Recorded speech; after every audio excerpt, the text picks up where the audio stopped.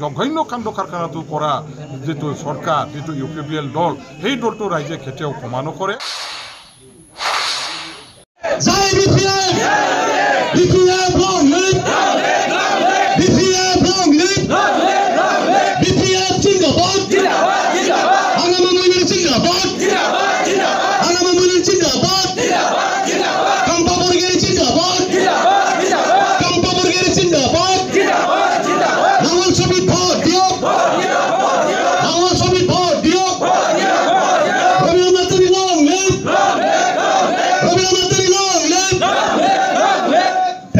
আজি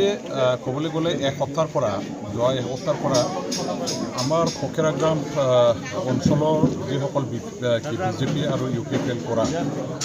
একেবাৰে জোৰদাৰ ভাৱে কৰ্মী বা নেতাসকল আছিলে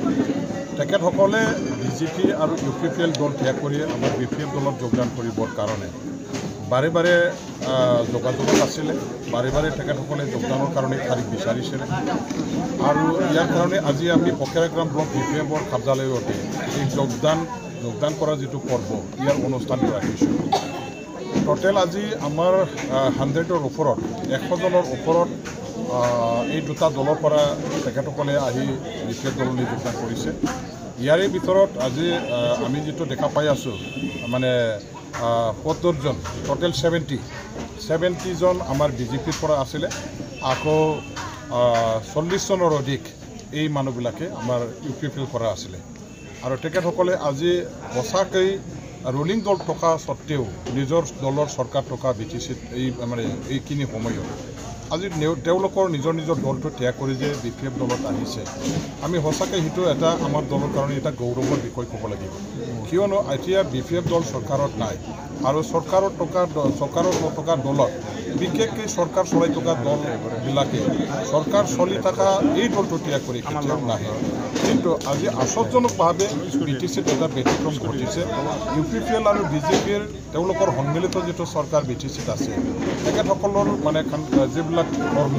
সেই কৰ্মৰ প্ৰতি আজি ৰাইজে আস্থা ভংগ হৈছে ভংগ হৈছে তেওঁলোকে যিখিনি ৰাইজৰ হৈ অঞ্চলৰ হৈ কাম কৰিবৰ কাৰণে প্ৰতিশ্ৰুতি প্ৰদান কৰিছিলে এটাও পূৰণ কৰিব নোৱাৰাৰ কাৰণে ৰাইজে তেওঁলোকৰ ওপৰত আস্থা হেৰুৱাইছে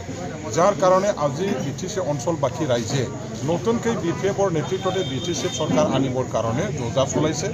আমাৰ গোটেই BTC অঞ্চলৰ যিমান জাতি জনগোষ্ঠীৰ ৰাইজ আছে যিবিলাকে বেলেগ দলবিলাকত কাম কৰিছিলে এটা পৰিৱৰ্তনৰ আশা লৈ পেলাই UPPL দলৰ লগত জড়িত হৈছিল BJP দল এটা ষ্টেট আৰু চেণ্ট্ৰেল গভৰ্ণমেণ্ট চলোৱা এটা দল হিচাপে এটা শক্তিশালী দল হিচাপে সেই দলত থাকি পেলাই কাম কৰিবলৈ আৰম্ভ কৰিছিলে কিন্তু দেখা গ'ল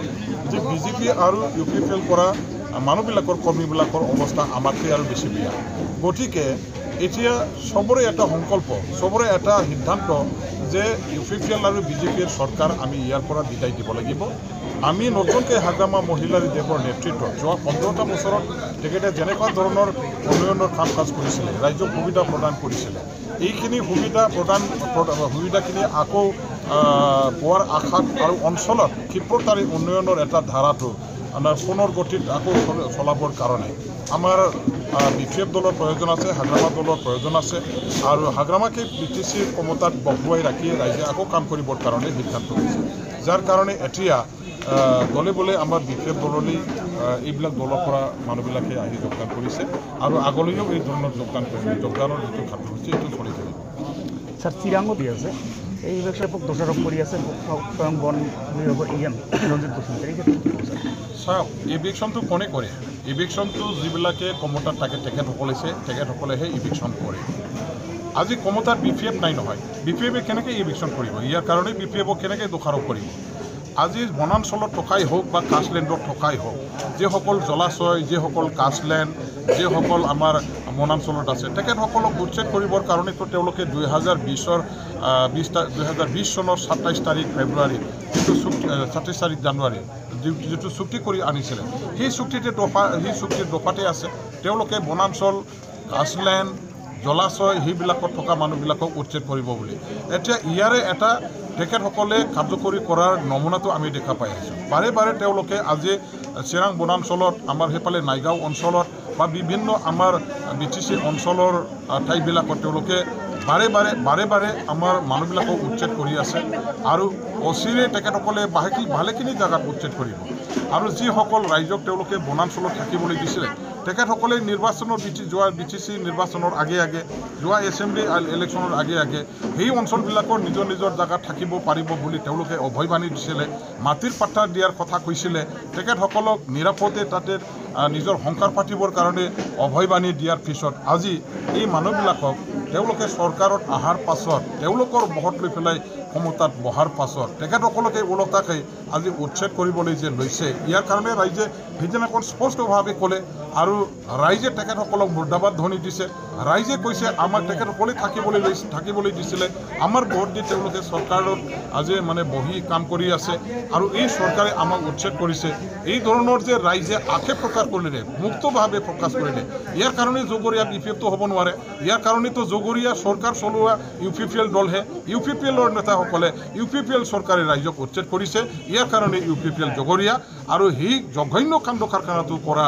যিটো চৰকাৰ যিটো UPPL দল সেই দলটো ৰাইজে কেতিয়াও ক্ষমা নকৰে আগলৈও তেখেতসকলে ভালেখিনি জেগাত বহু জেগাত আকৌ উচ্ছেদ কৰিবৰ কাৰণে ট্ৰেইনিং কৰিছে ইতিমধ্যে আমি গম পাই আছোঁ নটিচবিলাক দি আছে আৰু গতিকে যিসকল BTC বা কি ৰাইজ তেখেতসকলে নিজৰ মাটিত নিজৰ মানে ঘৰ সংসাৰ পাতি পেলাই যদি জীয়াই থাকিব বিচাৰে সোনকালে আমাৰ UPPL এই দলৰ চৰকাৰখন আমি ভাঙি দিয়াৰ ব্যৱস্থা ঐক্যবদ্ধভাৱে আমাৰ মানে যুঁজ দিয়াৰ দ্বাৰা দি ব্যৱস্থা হাতত ল'ব লাগিব আৰু ইয়াৰে এটাই মাত্ৰ উপায় যে আগন্তুক MP ইলেকশ্যনত ইয়াৰ কাৰণে প্ৰত্যুত্তৰ দিবৰ কাৰণে আমাৰ মাটি বাৰী ৰক্ষা কৰাৰ স্বাৰ্থত উচ্ছেদৰ পৰা ৰক্ষা পোৱাৰ স্বাৰ্থত DPF দলৰ লগত আমি একেলগে থাকি পেলাই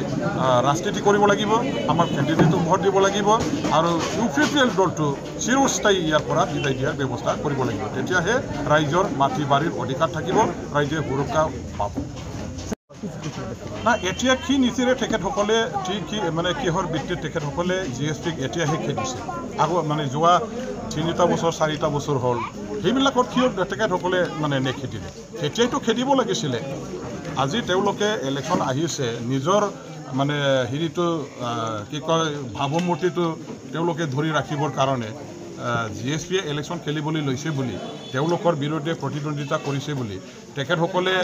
GSPক খেদিলে মানুহবিলাকে সেইটো সহজে নল'ব এতিয়া GSP যেহেতু NDAৰ লগত নাই গতিকে তেওঁলোকে স্বতন্ত্ৰ দল হিচাপে ইয়াত ইলেকশ্যন খেলিবই আৰু MP ইলেকশ্যনটো সুকীয়া এটা বিষয় BTC এটা সুকীয়া বিষয় BTC এটা কাউন্সিলহে সেই কাউন্সিল চৰকাৰ চলাবৰ কাৰণে